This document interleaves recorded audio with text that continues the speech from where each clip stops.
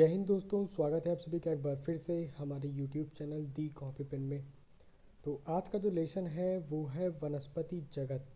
तो इस लेसन में हम लोग पौधों के विभिन्न भाग एवं उनके कार्य, पौधों एवं जंतुओं की उपयोगिता, पौधों के विभिन्न भागों का रूपांतरण एवं उपयोग, इन बिंदु के अंतर्गत चर्चा करेंगे। ठीक, तो ये इस वीडियो का पार्ट 1 है। जितना भी होगा, ठीक, ज़्यादा से ज़्यादा इस वीडियो में कवर करने का प्रयास होगा, नहीं तो फिर अगला वीडियो भी उस पर बनाया जाएगा। तो वनस्पति जगत के लेसन शुरू करने से पहले अगर आप चैनल पर नए हैं तो प्लीज़ चैनल को सब्सक्राइब जरूर करें। तो चलिए आते हैं हम लोग अपने वीडियो पर, जो है वनस्पति जगत।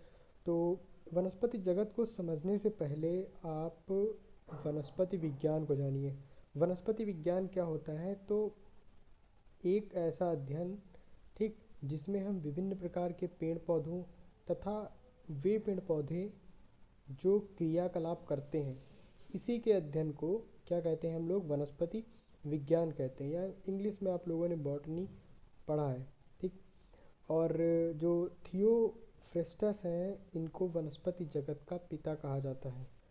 तो अब हम लोग अपने टॉपिक पे आते हैं और बात करते हैं पौधों के विभिन्न भाग एवं कार्यों के संबंध में। तो पौधों में भी जैसे मनुष्य में कोशिकाएं होती हैं, ठीक, और कोशिकाओं के समूह से ऊतकों का निर्माण होता है, वैसे पौधों में भी एक जैसी संरचनाओं वाली कोशिकाओं के समूह द्वारा ऊतकों का निर्माण होता है, जो पौधों के विशेष कार्यों को करते हैं। ठीक है, और पौधों में मुख्यतः दो अंग तंत्र होते हैं। कितने अंग तंत्र होते हैं? दो अंग तंत्र। नंबर एक कौन सा हो गया? जड़ तंत्र हो गया, और नंबर 2 प्ररोह तंत्र हो गया। ठीक, अब हम अलग अलग समझते हैं कि जड़ तंत्र क्या होता है और प्ररोह तंत्र क्या होता है। तो सबसे पहले जड़ तंत्र की बात करते हैं, रूट सिस्टम की बात करते हैं। बिल्कुल इजी है। जड़ तंत्र जड़ से संबंधित है। जड़ कहाँ होती है भाई? भूमि के नीचे होती है। ठीक, तो पौधों का वह भाग जो भूमि के नीचे पाया जाता है जड़ तंत्र कहलाता है।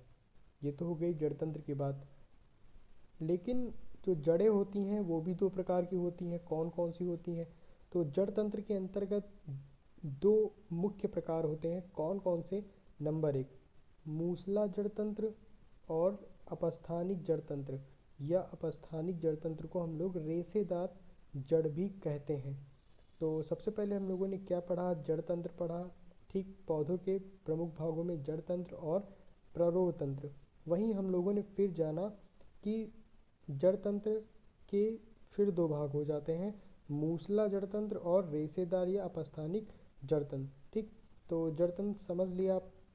अब हम लोग बात करते हैं मूसला जड़ तंत्र की। ये मूसला जड़ तंत्र क्या होता है? तो देखिए, मूसला जड़ तंत्र में क्या होता है कि इसमें एक मुख्य जड़ होती है। ठीक, भूमि के अंदर इस मुख्य जड़ से सभी दिशाओं में अनेक शाखा निकलती है। ये शाखाएं फिर से विभाजित होकर विस्तृत रूप में फैल जाती हैं तथा एक जाल बना लेती हैं। और इसके उदाहरण में जैसे अमरूद, मटर, सरसों आदि में कैसी जड़ें पाई जाती हैं?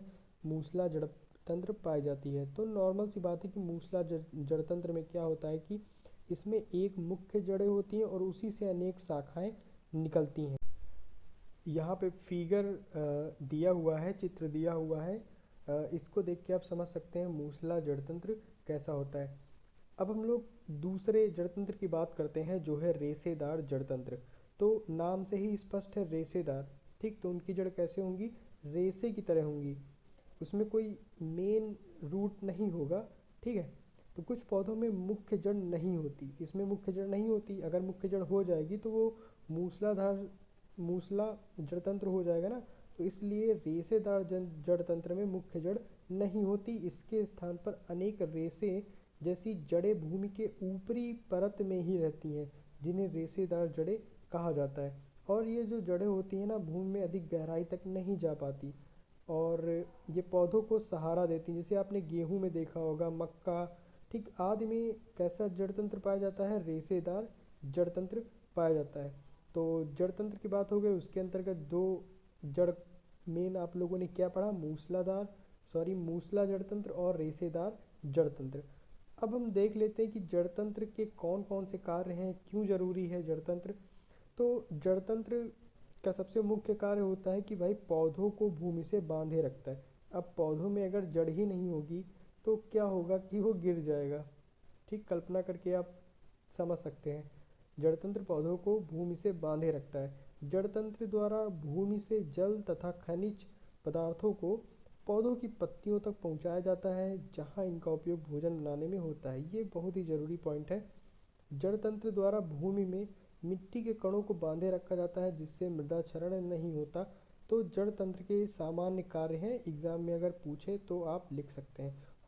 और जड़तंत्र के दो प्रकार ये मोस्टली पूछ लेते हैं, तो इसको आप ध्यान में रखिएगा। बहुत इजी है, ज़्यादा कठिन नहीं है, बस एक बार समझने की देरी है।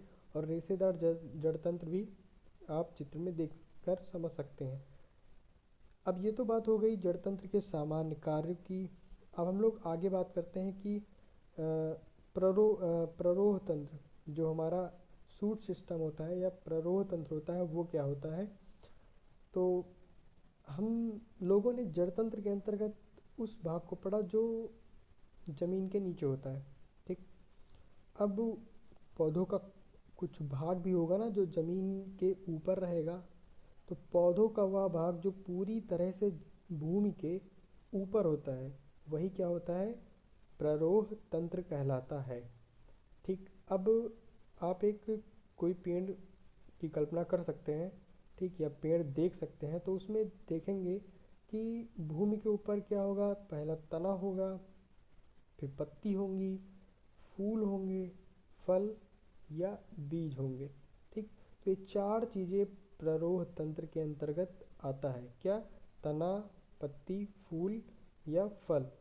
ठीक, अब हम लोग सीरियल से तने की बात कर लेते हैं। तो जड़ के जो ठीक ऊपर वाला भाग होता है, जो नीचे मोटा तथा ऊपर पतला होता चला जाता है, क्या कहलाता है, तना कहलाता है। ठीक, पौधों का ये सबसे मजबूत भाग क्या होता है, तना होता है, और ये छाल द्वारा ढका होता है। सिंपल सी बात है। और छाल तने के आंतरिक भागों की क्या करती है, सुरक्षा करती है। और कुछ पौधों की जो तने होते हैं वो कठोर होते हैं, और कुछ के भाई कमज़ोर भी होते हैं।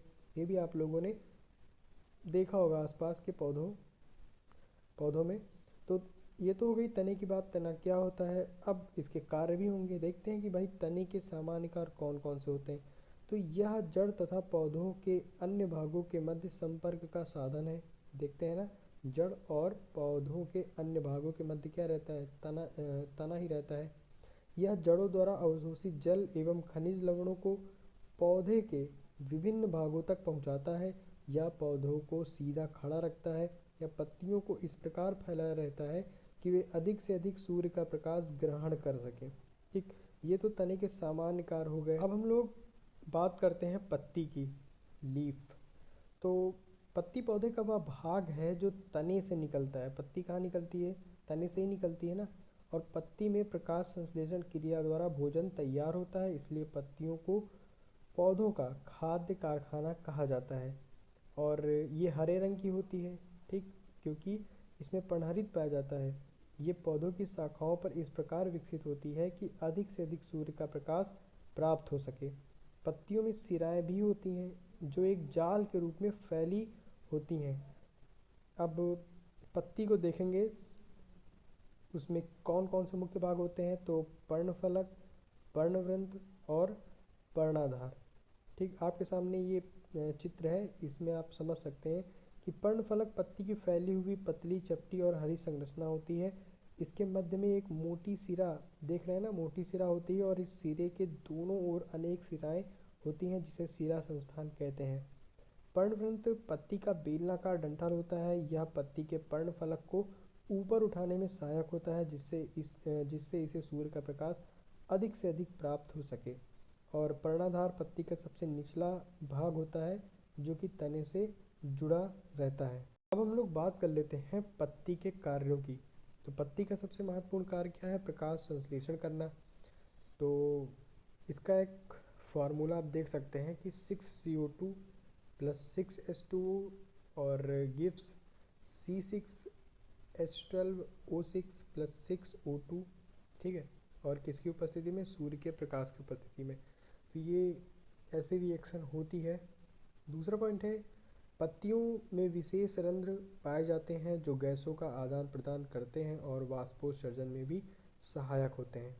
मरुस्थलीय पौधों की पत्तियां जैसे नागफनी, सतवार आदि रूपांतरित होकर कांटों में परिवर्तित हो जाती हैं, जिससे ये वाष्पन द्वारा होने वाली जल की क्षति को रोकती हैं। अब हम लोग बात करेंगे पुष्प की।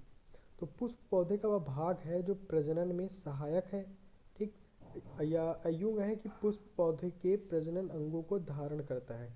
पुष्प विभिन्न आकार, रूप, रंग और गंध वाले होते हैं, परंतु सभी का एक मूल स्वरूप होता है। ठीक, पुष्प के प्रायः 4 भाग होते हैं। ठीक, पुष्प के कितने भाग होते हैं? 4 भाग। बाह्य दलपुंज, दलपुंज, पुंकेसर और स्त्री केसर। चित्र देख सकते हैं आप लोग। तो सबसे पहले बात हम लोग करते हैं बाह्य दलपुंज की। तो यह पुष्प का सबसे बाहर का भाग हरे रंग की पत्तियों के समान होता है, जो कि पुष्प की कली अवस्था में रक्षा करता है। जब पुष्प कली अवस्था में रहती है तब बाह्य दलपुंज इसकी रक्षा करता है। दलपुंज की बात करते हैं तो बाह्य दलपुंज के अंदर चक्र के रूप में रंगीन पत्तियां होती हैं, जिन्हें दलपुंज कहते हैं। यह पुष्प का सबसे सुंदर व आकर्षक भाग है, इसलिए यह अन्य जीवों को अपनी ओर आकर्षित करता है। तीसरा इसका भाग पुंकेसर होता है। यह पुष्प का नर भाग होता है। इसके 2 भाग, एक पुंततु तथा परागकोश होते हैं। परागकोश में महीन चूर्ण जैसा पदार्थ होता है जिसे हम लोग परागकण कहते हैं। ऐसे ही एक स्त्री केसर है। यह पुष्प का मादा जनन अंग होता है। इसके प्रमुख 3 भाग अंडाशय, वर्तिकाग्र एवं वर्तिका होते हैं। अंडाशय में अंडे होते हैं जिन्हें बीजांड कहते हैं, और स्त्री केसर के ऊपरी चिपचिपे भाग को वर्तिकाग्र तथा अंडाशय व वर्तिकाग्र को जोड़ने वाले भाग को वर्तिका कहते हैं। बहुत से या फिर बहुधा पुष्प द्विलिंगी होते हैं, अर्थात एक ही पुष्प में नर तथा मादा दोनों उपस्थित होते हैं। तो ऐसे पुष्पों में कौन से आते हैं? जैसे मटर हो गया, गुड़हल, आम, अमरूद आदि।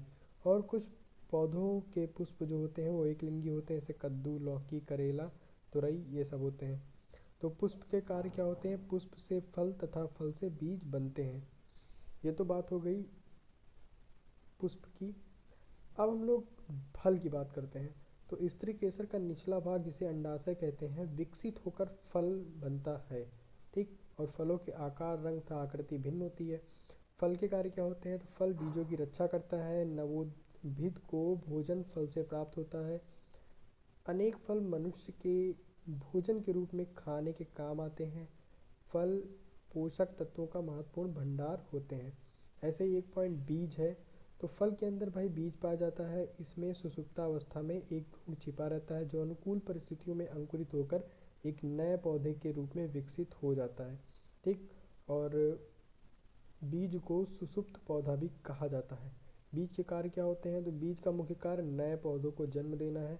कुछ पौधों के बीज अपने संचित भोजन के कारण भोज्य पदार्थ के रूप में उपयोग किए जाते हैं, जैसे गेहूँ हो गया, चना, मटर आदि।